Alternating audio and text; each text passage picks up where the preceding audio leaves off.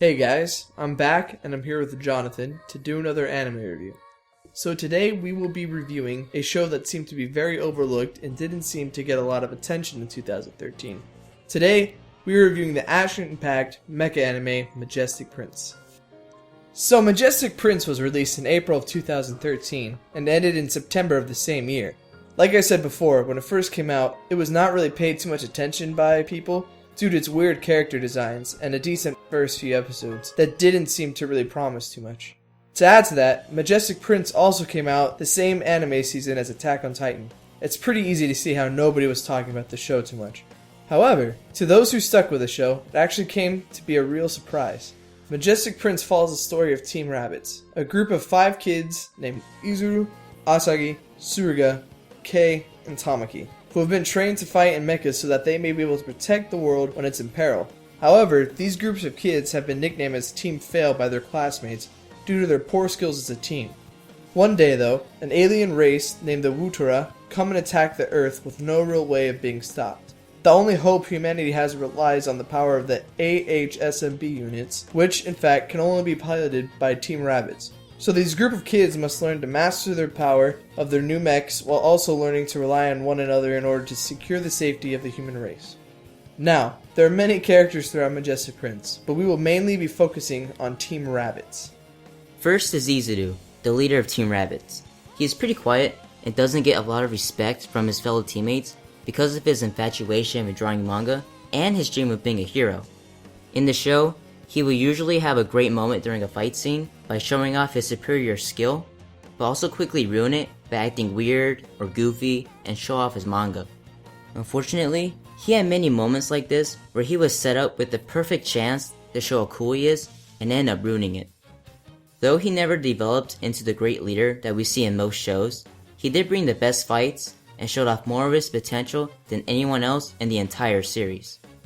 Asagi is the second in command of Team Rabbits, who actually had great potential to be the leader. Whenever Izuru does his own thing, Asagi takes charge of the team in ways that are even better than Izuru, that already shows the fact that he is a more interesting character. His personality in the beginning was cold and very serious, but over time, he became friendlier and came to care about his teammates greatly.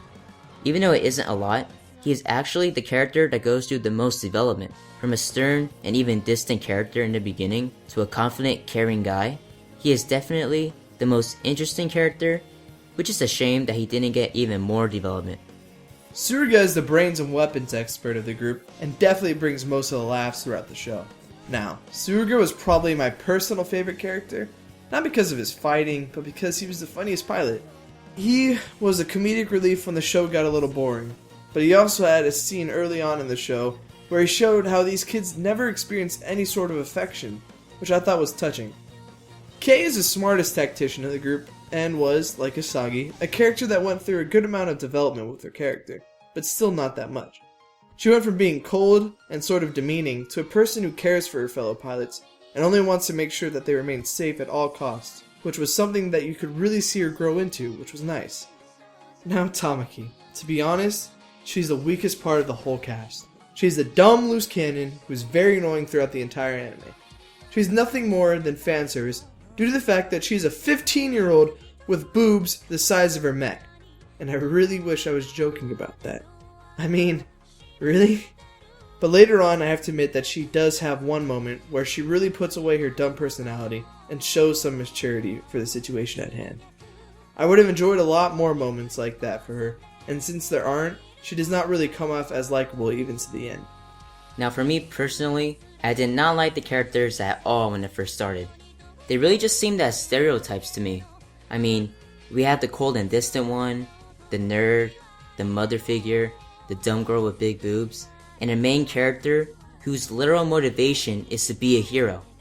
Though, as the show went on, they really did start to become less like carbon copies of stereotypes and become characters of their own. Well, some more than others. As Majestic Prince goes on, the characters get better and better, and it just becomes really enjoyable to see their development as a team and their own personal developments as people. Now Majestic Prince has a lot of side characters, but the only ones worth really talking about, and in fact the most memorable, were Team Doberman. From the first time you see them, They instantly stick in your mind and are just a complete joy to watch every time they are on screen. They're funny, interesting, and hold their own in a fight when they need to, making some of the most epic moments, which makes them the fan favorites. But even though they are the best side characters, that doesn't mean that any of the rest are bad.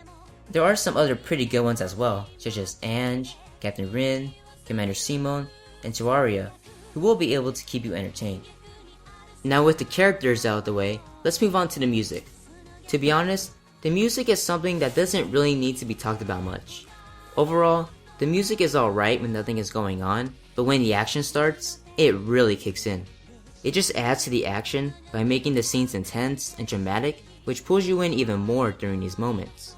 It is cleverly put in the right moments so that the music playing at the time is able to match the tone and mood of the scene very well. The openings though are pretty good, especially the second one, and a few of the endings are also quite good, making you want to listen to them multiple times. So while the music is not anything too special, it is put in during the right moments and succeeds in getting the job done.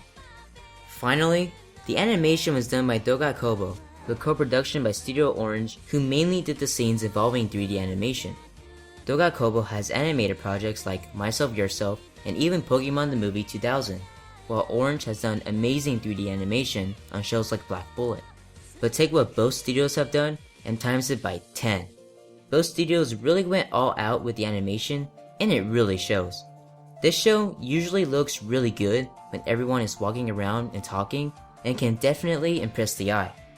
However, that cannot even compare to the amazing action scenes. When a battle starts to take place, the animation just becomes stunning and moves so fluently. The 3D animation that Orange did here is some of the best that we have ever seen in an anime. These impressive 3D scenes really shows what anime can do in regards to action. Every battle in this show is amazing and keeps you on the edge of your seat.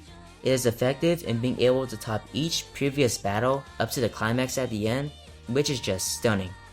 If you were to watch Majestic Prince for any reason, it would be for this. Overall, Majestic Prince was a nice surprise. Well, it had a bit of a rough start, but in the end we were given good characters, some pretty good writing here and there, incredible action, and a satisfying ending as well. The action more than makes up for the flaws that exist in Majestic Prince, and if you go in just for that, then you might really enjoy it and end up finding something else that you didn't expect to like. If you're a mecha fan, then you should definitely watch this, and even if you aren't, we would still say to give it a shot. You just might be surprised. So comment, like, and subscribe to our channel, and we will see you guys in our next video. Bye.